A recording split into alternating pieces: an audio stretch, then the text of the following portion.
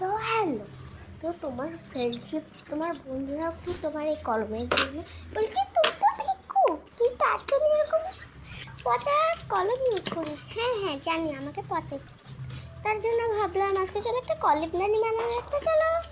তো তাই আমি প্রথমে গিয়ে একটা কাগজ কেটে নিলাম কলমের সাইজের। তারপর তোমরা কিন্তু সব কিছু ভুললেও একটা জিনিস ভুলো না, সাবস্ক্রাইব, শুধু সাবস্ক্রাইব আর লাইক না, একটু কমেন্টও করতে হবে। তোমাদের কমেন্টগুলো পড়তে আমার খুব বেশি ভালো লাগে। তো তুমি চলে কমেন্টও করতে পারো আর লাইক আর সাবস্ক্রাইব করে দিতে পারো। আর যদি তোমাদের বন্ধুরা তোমাদেরকে পছন্দ এই কলমটা তোমরা বানাতে পারো। তারপর গিয়ে আমি আঠা দিয়ে লাগিয়ে দিলাম কলমের দানিটা।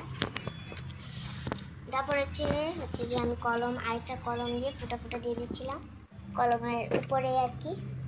তো তোমরা যারা ট্রাই করতে পারো তোমাদের বন্ধুরা যদি পচা আর কি, না হলে দরকার নেই ভাই। এত দেখো ফুটা দিলাম।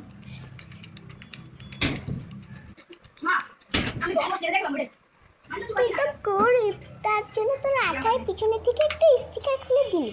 হ্যাঁ ভাই আমি বুঝছি আমি গরিব, যাই হোক না কেন আমার স্টিকার আমি তো কার থেকে নিয়ে দিলে, ঠিক আছে? হ্যাঁ আইসি আমাকে পচাতে আসিস, আইসি আমাদেরকে পচাতে আসিস, তোকে আমি পচাই দিলাম। দেখ আর তোমরা কিন্তু আমাকে সাবস্ক্রাইব করতে ভুলো না গাইস, লাইক আর কমেন্ট আর শেয়ার করে দিও, সাবস্ক্রাইবও করতে ভুলো না কিন্তু।